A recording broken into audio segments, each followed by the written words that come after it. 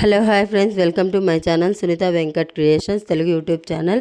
అందరికీ నమస్కారం అండి. ఈరోజు వీడియోలో ఏపీలో వీరికి సెలవులు వేసవి సెలవులు అయితే పెంచారండి. ఎవరెవరికి అనేది ఈ వీడియోలో చెప్తాను. వీడియోను చివరిదాకా చూసి లైక్ చేసి ఛానల్ని సబ్స్క్రైబ్ చేయండి.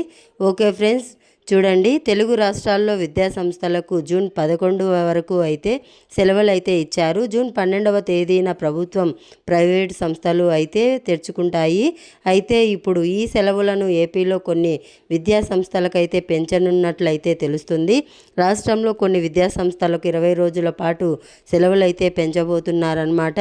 ఏపీలోని నూజివీడు, ఒంగోలు, శ్రీకాకుళం ఐటీలకు మే 5 నుంచి సెలవులు అయితే మొదలయ్యాయి. వీరికి జూన్ 30 వరకు సెలవులు అయితే కొనసాగుతున్నాయి.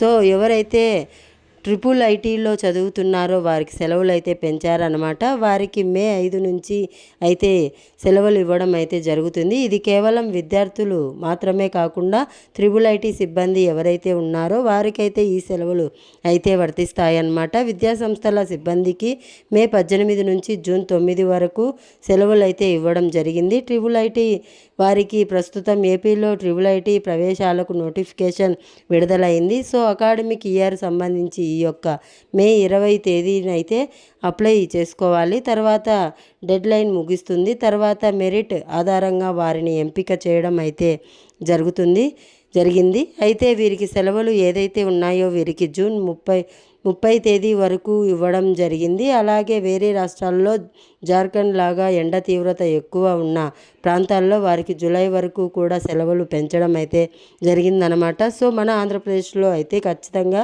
జూన్ 18 నుంచి ఏదైతే సాధారణమైన స్కూళ్ళు, ప్రభుత్వ స్కూళ్ళు, ఎడిటెడ్ స్కూళ్ళు ఏవైతే ఉన్నాయో ఇవన్నీ కూడా మనకు 12వ తేదీ అయితే యథావిధిగా ప్రారంభమైతే అయిపోతాయి. అయితే ఎవరైతే ట్రిపుల్ ఐటీ ఉన్నారో వారికి మాత్రం 30వ తేదీ వరకు అయితే ఈ యొక్క కాలేజీలు ఏవైతే ఉంటాయో అవైతే తెరవన్నమాట.